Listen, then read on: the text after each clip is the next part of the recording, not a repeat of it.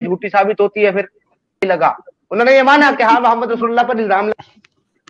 खैर, ये आपके इस्तिकबाल के लिए मुझे रखना था, लेकिन मैं उसको शायद यहाँ ला ही नहीं पा रहा हूँ किसी वजह से।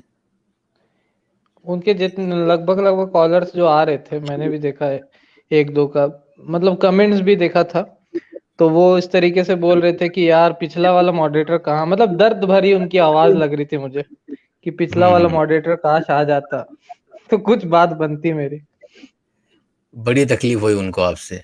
और एक जुमला जो जी उन्होंने बार दोहराया है वहां पर, वो जुमला मैंने मतलब काट के रिकॉर्ड भी कर लिया था, लेकिन मुझे वो मिला ही नहीं, मिल ही नहीं रहा है। खैर, तो उसके लिए माजरत चाहूंगा मैं इंशाल्लाह। मैं कोशिश जी जी, करता कोई हूँ बात उसको नहीं। निकालने की। हालांकि मैंने उसको निकाला शा, था अभी के लिए, शादाब भाई के लिए, शादाब तो भाई ने तो उनका मॉडरेटर ही भगा दिया, उनका मॉडरेटर रफीउल्लाह ट्रक वाले को भगा ही दिया। नहीं नहीं, पूरा इजाफा कीजिए। रफीउल्लाह ट्रक ड्राइवर, 4 बच्चों के अब्बा, पूरा इजाफा कीजिए। जी जी, तो तो माशाल्लाह। जी वो जी कहाँ शादाब भाई। चली गया, मतलब ट्रक चलाते चलाते कहीं इंडियन ओशन की इधर कहाँ, कहीं उतर तो नहीं गया वो समुद्रों में, या वापस आ रहा वो? नहीं शादाब भाई, उसको पता था ना कि वो आपकी जैसा डिफेंड नहीं कर पाएगा समीर को, जैसे आपने मॉडरेशन की, वो भाग गया। उसने कहा इससे अच्छा मेरी बेइज्जती होगी, मैं भाग जाता हूँ। मैं उसकी स्ट्रीम देख रहा था, बोलता है मेरा दादा आ गया था। वैसे मुझे उम्मीद है कि कुछ लोगों ने तो सामने भी गाली दी है, कमेंट वगैरह में भी उसको, पीछे तो दम भर के गाली दिया होगा उसके सपोर्टरों ने। अरे उनके खुद के बिल्कुल दी चैनल पे है। कमेंट्स आ रहे थे जी। वो लोग खुद बोल रहे थे कि ये कैसा बंदा है, कैसा मतलब कि बंदा है जिसको हम लोग ने मॉडरेटर चुना था, जो आधे में ही छोड़ के भाग गया हमारे। तो उसने आधा हरा दिया, और बाकी समीर ने तो पहले ही हार मान लिया था, जो शुरू में बोला कि मैं अभी हार जाऊंगा अगर 2 मिनट दिखा दो, और वो 2 मिनट निकल भी बिल्कुल गया। बिल्कुल। वो 2 मिनट 6 सेकंड पे आपने उसको रोका था, वहीं पे जी हार गया वो डिबेट। अब हमें पोस्ट डिबेट एनालिसिस करने की जरूरत ही नहीं है। वो खुद बोल रहा था कि मैं अभी हार जाऊंगा, और बंदे ने इतने अच्छे से झूठ बोला, मतलब झूठ बोलने का कॉन्फिडेंस होता है कि मैं भी 1 मिनट के लिए सोचा कि 2 मिनट था ही ना, फिर मेरे साथ जो मेरे टीम मेंबर्स है उन्होंने बोला नहीं नहीं 2 ही था, हम लोग भी देखे। तो मैंने उसको बोला कि नहीं 2 मिनट अभी आपको चला के दिखाता ही हूँ। तो फिर मैंने चलाया कि नहीं आप देखिए उसको, और वहीं पर मुझे बोल देना चाहिए था कि तुम हार गए चलो निकल जाओ, लेकिन जैद भाई क्योंकि थे वहां पे तो उन्होंने बोला कि चलो आगे चलते। तो उसको हम लोग बहुत आगे तक मतलब सब्र के साथ उसको हैंडल कर रहे थे, नहीं तो बिल्कुल अगर शादाब जैद भाई भाई, वहां मेरा नहीं रहते। मेरा ब्लड प्रेशर चढ़ गया। मेरा ब्लड प्रेशर चढ़ गया अब उसको देख के कि ये बंदा बात क्या कर रहा है। अब खुद देखें, जी, आपका तो कमाल है, आपने फर्स्ट हैंड एक्सपीरियंस किया। और सामने वाला आपके साथ डिबेट कर रहा है, आप हंस रहे, आप अपनी कुर्सी पे उछल रहे, आप उसके तालियां मार रहे, ये क्या क्या है? मतलब कोई तमीज नहीं है। आप किसी से डिबेट कर रहे हैं, आपको कोई तमीज होनी चाहिए।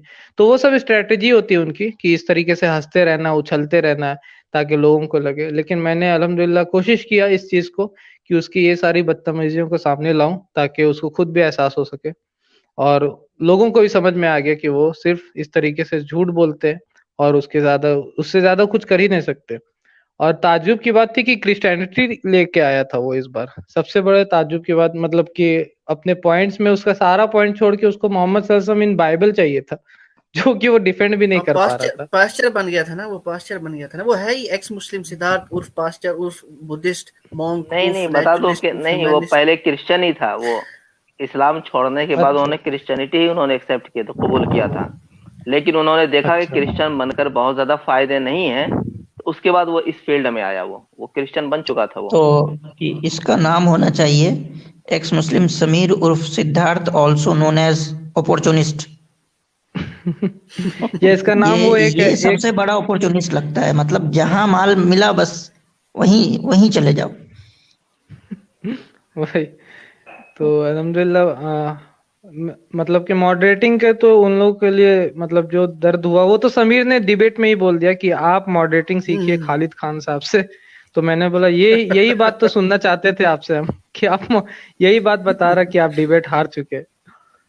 चलिए अल्हम्दुलिल्लाह। अल्हम्दुलिल्लाह शादाब भाई, बहुत जबरदस्त आपने मॉडरेशन किया। अल्हम्दुलिल्लाह, बहुत जबरदस्त मॉडरेशन किया आपने। बड़ा मजा आया, आपकी मॉडरेशन देखने में भी उतना ही मजा आया जितना जैद साहब का जो वो है हवाले देखने में मजा आया। मुझे लग रहा था मैं डिबेट कर रहा हूँ और जायद भाई मॉडरेशन कर रहे हैं, क्योंकि जायद भाई को आकर के बोलना पड़ा कि नहीं नहीं मैं म्यूट करता हूँ शायद आपको यहाँ पर नहीं, क्योंकि अगर वो म्यूट वहां नहीं करते तो लड़की वाला किस्सा तो आगे जाने वाला था। बिल्कुल आपने उसको वहां पे पकड़ा। तुम्हें मैंने बोला तुम्हारे जी शादाब भाई, वो असल में उसने एक जुमला जो कहा था ना, वो जुमला ये था कि यार शादाब को नाम लेना चाहिए था, तो शादाब को एक ही नाम लेना चाहिए था, समीर। ये शादाब जो है वो 2 नाम क्यों ले रहा था बार बार के, समीर और सिद्धार्थ।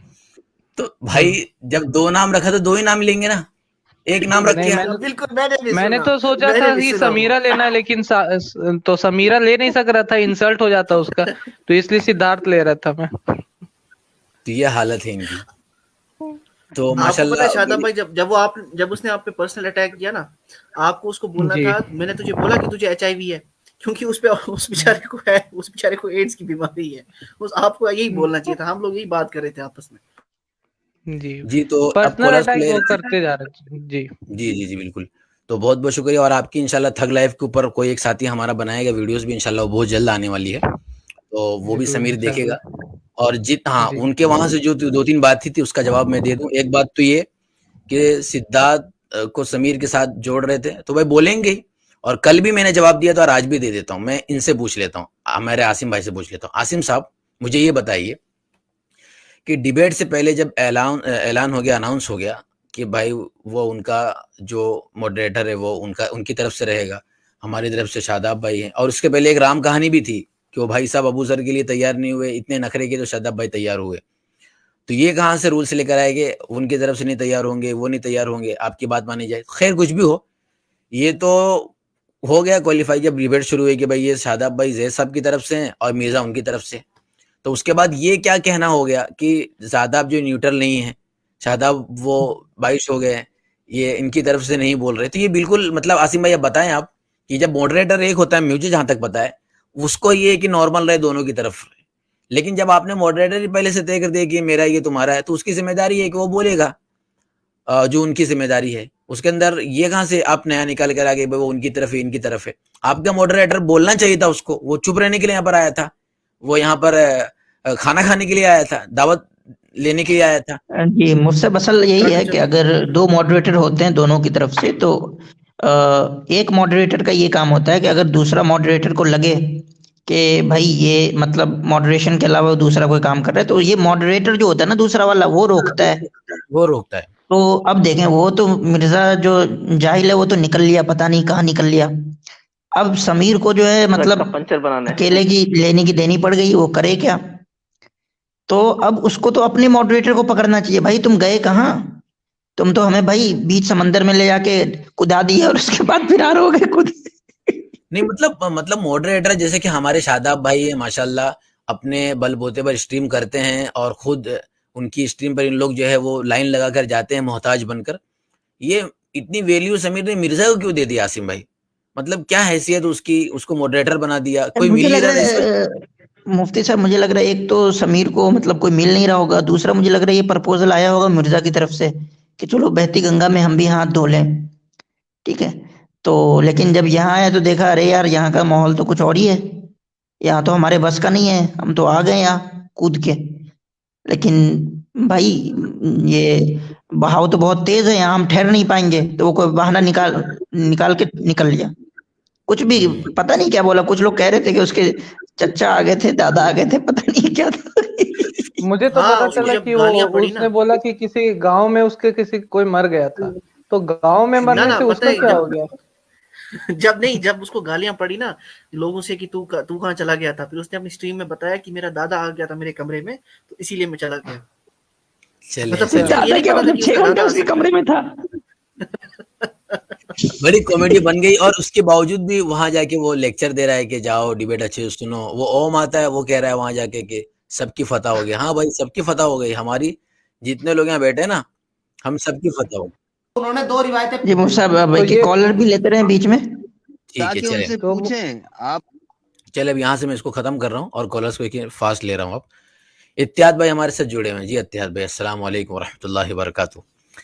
वालेकुम क्या फरमाएंगे आप एक तो डिबेट हुई, दूसरी बात है कि कल की जो उसकी पोस्ट डिबेट एनालिसिस उसके ऊपर जो आज थोड़ी बहुत शुरू में हमने कोशिश की है उसकी हेकड़ी निकालने की, उसके ऊपर भी कमेंट्स अभी तो वो शर्म से और भी नहीं आएगा। आपने एक तो कल धुलाई हुई वो एक अलग से, और एक कल की स्ट्रीम पे आपने एक धुलाई कर दी वो एक अलग से।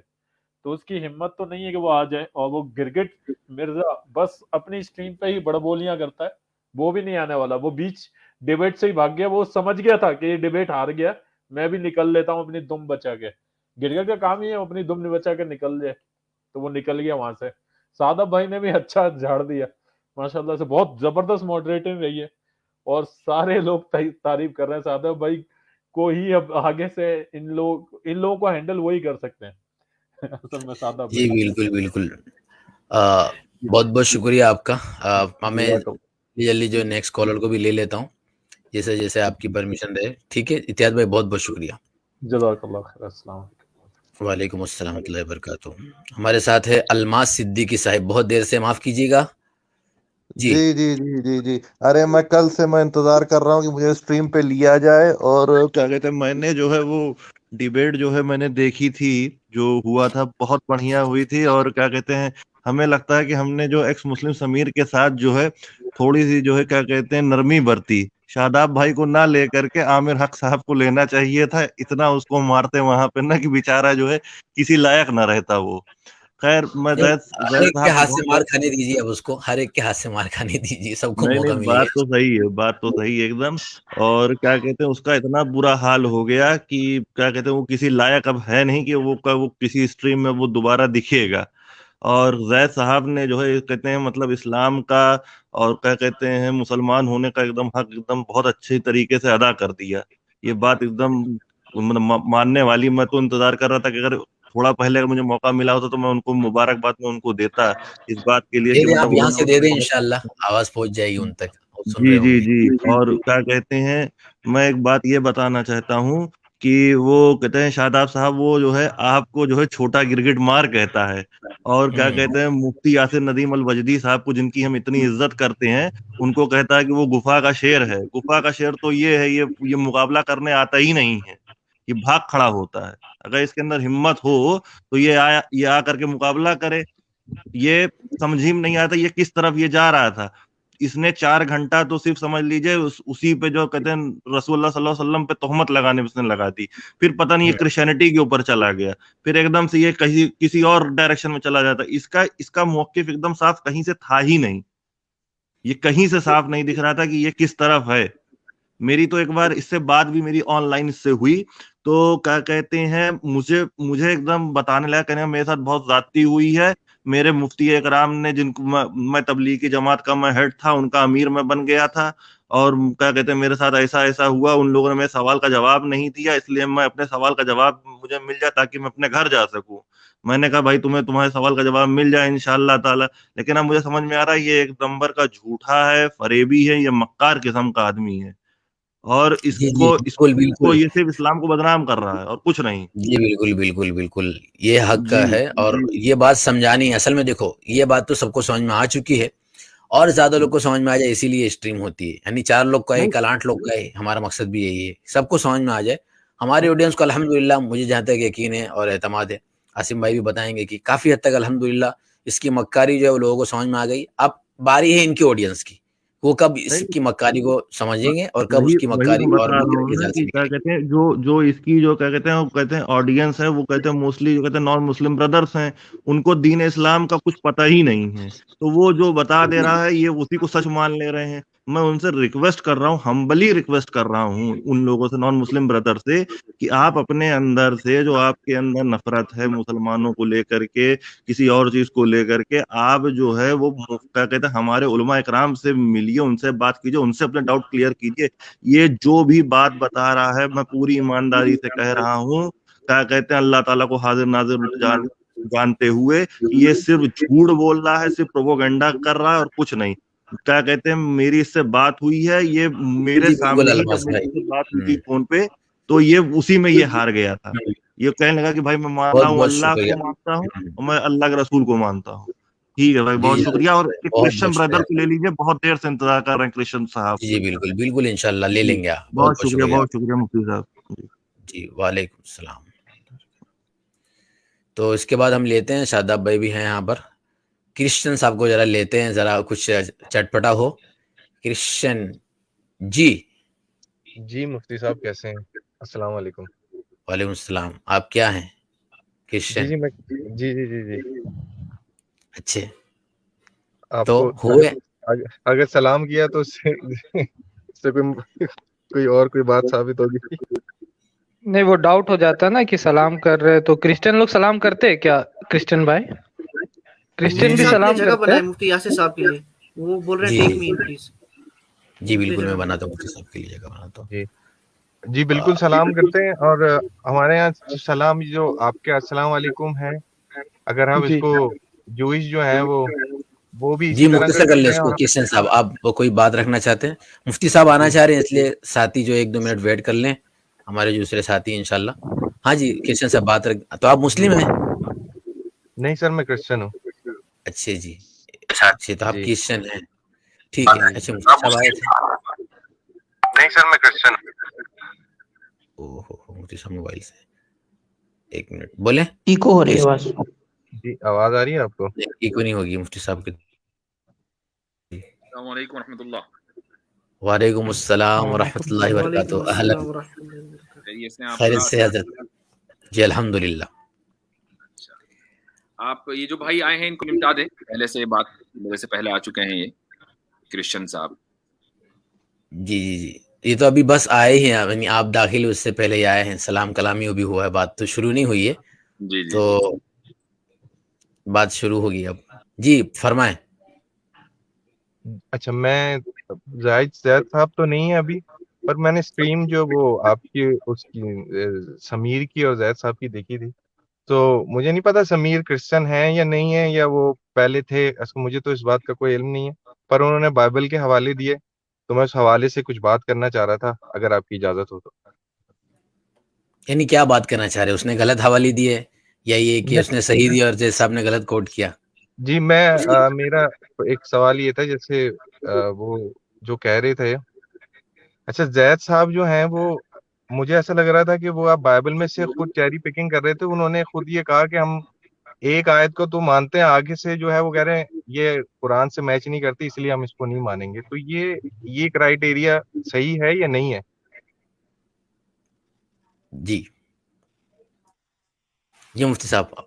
जी, ये क्राइटेरिया बिल्कुल दुरुस्त है, और उसकी वजह यह है कि कुरान करीम ने हमें ये बताया है कि तौरात और इंजील, ज़बूर और इसके अलावा बहुत सी किताबें अल्लाह ताला की तरफ से आई हैं, और कुरान करीम उन किताबों की तस्दीक करने के लिए आया है। इसका मतलब ये है कि इन किताबों में आपको अलग अलग बात नहीं मिलेगी, बल्कि बात यकसा मिलेगी। और कुरान करीम महफूज है, आपकी किताब महफूज नहीं है, आपकी किताब में तहरीफ हुई है, आपके पास ओरिजिनल ट्रांसक्रिप्ट नहीं है, मैन्यूस्क्रिप्ट नहीं है, आपके पास कुछ नहीं है, ओरल ट्रेडिशन भी नहीं है। तो अब जो किताब कुरान करीम से मैच कर रही होगी, जो बात आपकी किताब में कुरान से मैच कर रही होगी, वही काबिल कबूल होगी, और जो उससे कॉन्ट्रडिक्ट कर रही होगी वो काबिल कबूल नहीं मानी जाएगी, बल्कि कुरान के ही शहादत के मुताबिक वो तहरीफ है। सूरह माइदा में ही अल्लाह ताला ने बता दिया था कि युहर्रिफून अल कलीमा अम मवाज़िही। तो आपके यहाँ तहरीफ आम है, इसलिए जो बात जैद पटेल साहब ने की उसको चेरी पिकिंग नहीं कहा जाएगा, यही प्रॉपर एपिस्टेमोलॉजिकल पोजीशन है।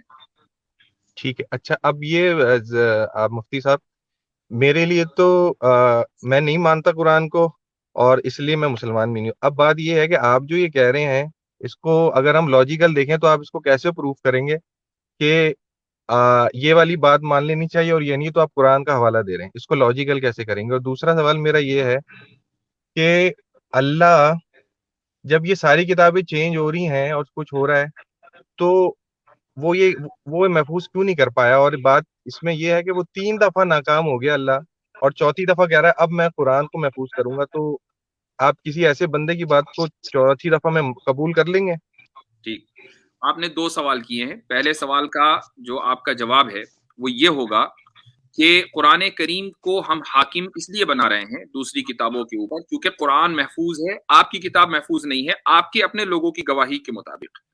यानी हमारा अकीदा यह है कि कुरान रोज़े अव्वल से महफूज चला रहा है। आपका अकीदा यह है कि बाइबल रोज़े अव्वल से महफूज नहीं है, उसके अंदर चेंजेस हुए हैं। आप आज ही के किंग्स जेम्स का वर्जन उठा के देख लें, या जो यहोवा विटनेस है उनकी बाइबल उठा के देख लें, उसमें कितनी तब्दीलियां हैं, बिल्कुल चीजें अलग कर दी गई हैं। तो वो एक अलग, यानी डिबेट इस पर होनी चाहिए कि बाइबल में तहरीफ हुई है या नहीं हुई है, और कुरान में तहरीफ हुई है या नहीं हुई है, ये एक अलग मौजू है। इसके ऊपर कभी डिबेट करना चाहें तो कर सकते हैं। लेकिन अगर हम ये साबित कर दें कि कुरान महफूज है और ये साबित कर दें कि बाइबल महफूज नहीं है, उसमें तहरीफ हुई है, तो फिर कुरान ही को आपको हाकिम बनाना पड़ेगा। आपके पास उसके अलावा कोई दूसरा चाराकार नहीं है। यही चीज रैशनल होगी। ये तो आपके पहले सवाल का जवाब है। दूसरे सवाल का जवाब ये है कि अल्लाह ताला ने अगर ये वादा किया होता कि मैं ज़बूर को महफूज रखूंगा, या तौरात को महफूज रखूंगा, या इंजील को महफूज रखूंगा, और वो फेल हो जाता, तो आप ये कहते कि खुदा फेल हो गया। उसने ऐसा वादा किया ही नहीं। ये वादा उसने सिर्फ कुरान के बारे में किया और उस वादे को पूरा करके दिखाया। नहीं तो मुफ्ती साहब, ये तो अब ये खुदा को अल्लाह को ये दावा करना लाजिम है कि वो पहले इस बात का वादा करे, या अगर वो ये कह रहा है कि ये मेरा कलाम है तो यही उसके लिए हुज्जत है कि वो ये उसको महफूज रखेगा? नहीं, ये कोई जरूरी नहीं, इसलिए कि अल्लाह ताला का जो कलाम है वो हकीकी एतबार से वो नहीं बदल रहा है। आपके पास जो कलाम आया, मान लीजिए आपने बाइबल के कोई वर्सेस हैं उसके अंदर कोई तब्दीली कर दी, या तौरात के वर्सेस के अंदर तब्दीली कर दी, तो जो वर्सेस बाइबल के या तौरात के, बाइबल नहीं कहना चाहिए, इंजील, तौरात और ज़बूर के लौहे महफूज में लिखे हुए हैं, उसमें कोई तब्दीली नहीं हुई।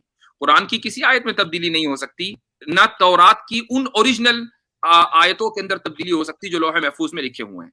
लेकिन जो इंसानों को दिए गए हैं उसकी हिफाजत का वादा अल्लाह ताला ने किया ही नहीं।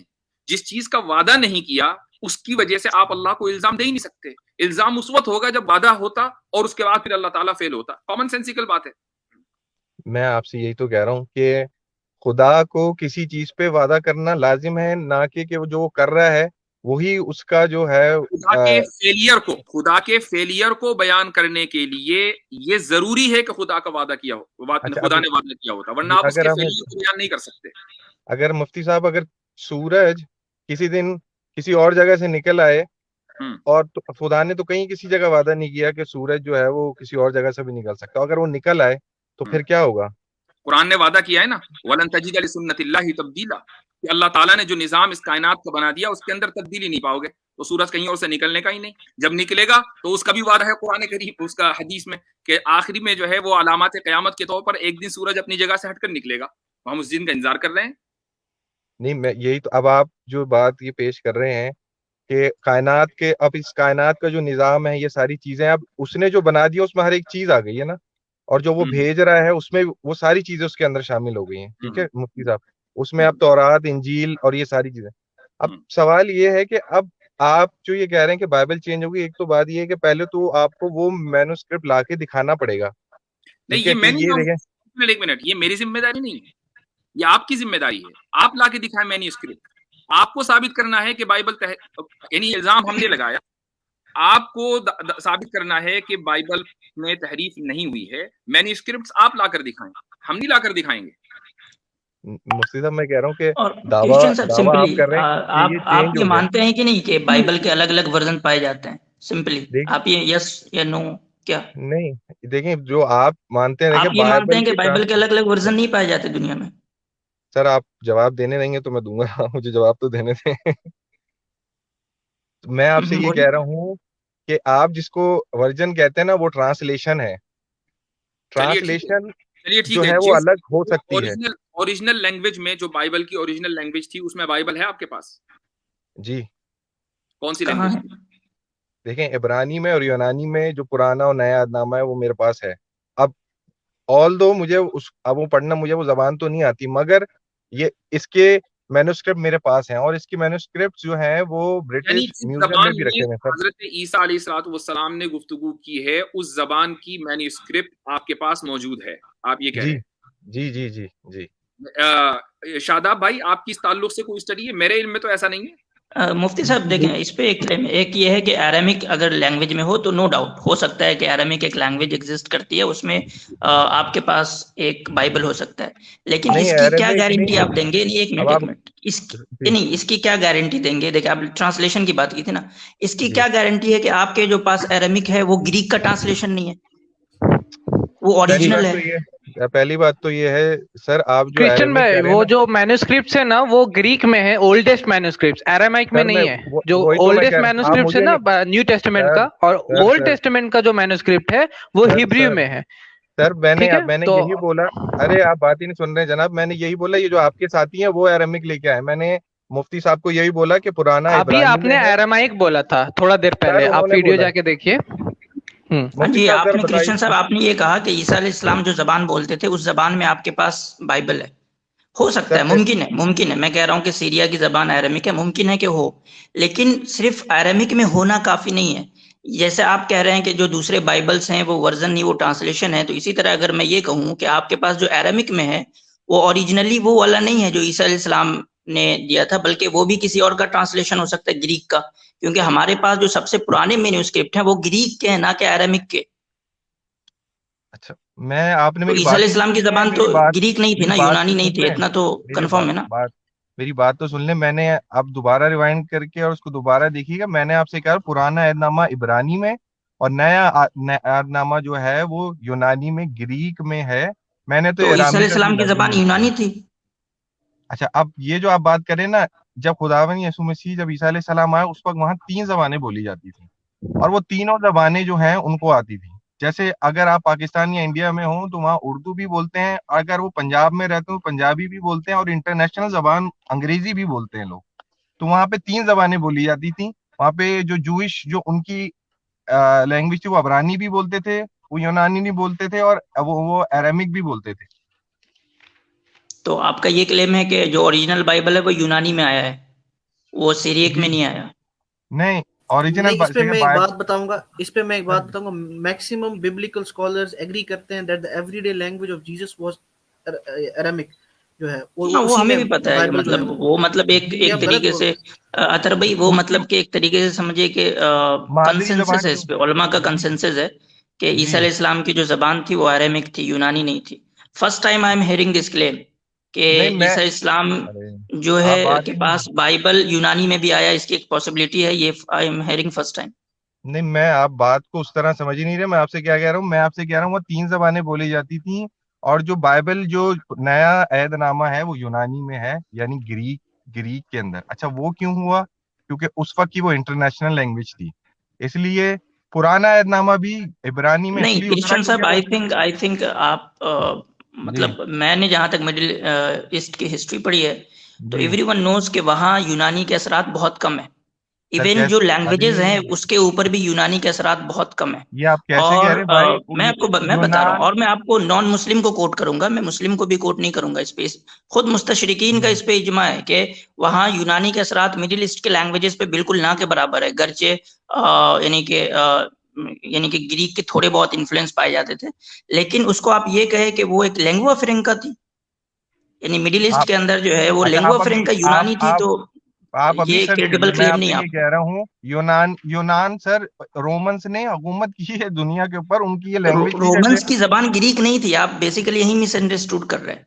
आप फिर कौन सी ये सोच रहे हैं कि रोमन्स के जो लैंग्वेज थी वो यूनानी थी।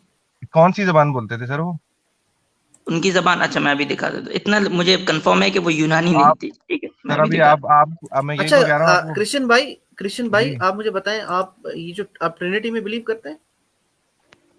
अच्छा जी, मैं क्रिश्चियन हूँ, ट्रिनिटी पे बिलीव करता हूँ। हाँ, मगर आप ये देखें, ये जो बिल्कुल। आप टॉपिक अच्छा लेके मुझे आ रहे हैं ना, ये बहुत नहीं नहीं नहीं लास्ट का नहीं टॉपिक मुझे होता है टॉपिक नहीं ट्रिनिटी लाना। का। नहीं नहीं, मुझे उस पर बहस नहीं करनी। आप मुझे जी बता सकते हैं ट्रिनिटी कब एस्टेब्लिश हुई थी फॉर्मली? कितने साल बाद यीशु मसीह के आपके अकॉर्डिंग जाने के? सर, पता है आपको? ये तो अब आप अपना तसव्वुर पेश कर रहे हैं ना। आफ्टर बाइबल के अंदर तो 325 ट्रिनिटी इयर्स, आफ्टर नहीं है। 325 इयर्स ये एस्टेब्लिश हुआ, कैथोलिक्स ये गॉड ट्रिनिटी जो है वो एस्टेब्लिश हुई फॉर्मली 325 इयर्स आफ्टर जीसस, और ये हिस्टोरिकल फैक्ट है। सर ये तो आपका दावा है ना। ठीक है ना, आप इसको ये जी कर देना, इसको क्रिश्चियन मैं साहब, यही बता उनकी रहा जो हूँ। ऑफिशियल लैंग्वेज थी, एक मिनट, ऑफिशियल लैंग्वेज उनकी लैटिन थी, किनकी? रोमन एम्पायर की।